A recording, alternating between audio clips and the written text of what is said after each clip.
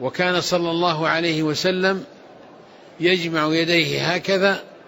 ثم يقرأ ثم ينفث،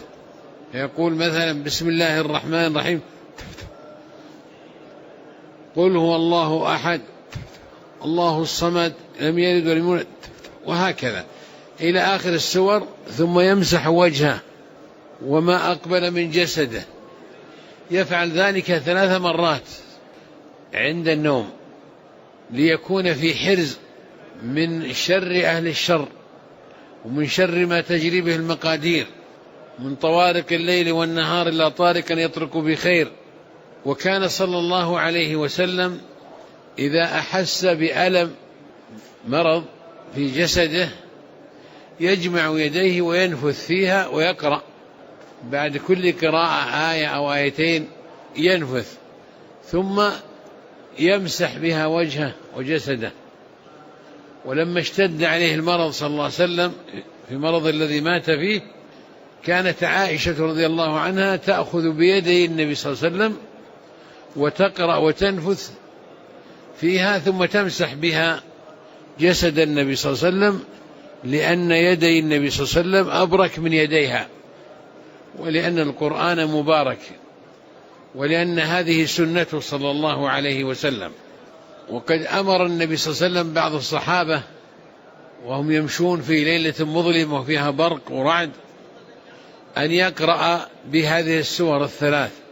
قل هو الله أحد وقل أعوذ برب الفلق وقل أعوذ برب الناس. وبلغ من عناية النبي صلى الله عليه وسلم بها أنه قرأ بصلاة الفجر في السفر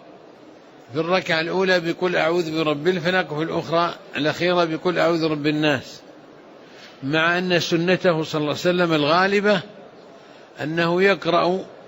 بصلاة الفجر من طوال المفصل من الحجرات إلى آخر القرآن، وفي العشاء من أوساطه، وفي المغرب من قصاره. فهذه سور محكمة من القرآن العظيم عظيمة الشأن، وهي فضل من الرب الكريم جل وعلا، وهي حرز وعصمة للمؤمن مما يخشى ويحاذر. فأولها سورة الإخلاص، سميت الإخلاص سورة الإخلاص لأنها تخلص قول واعتقاد تاليها المؤمن بها، فهي سورة الإخلاص في العلم والاعتقاد والقول، كما أن سورة قل يا أيها الكافرون سورة الإخلاص في العمل والبراءة من الشرك وأهله، وإظهار الاستقامة على الإسلام والاغتباط به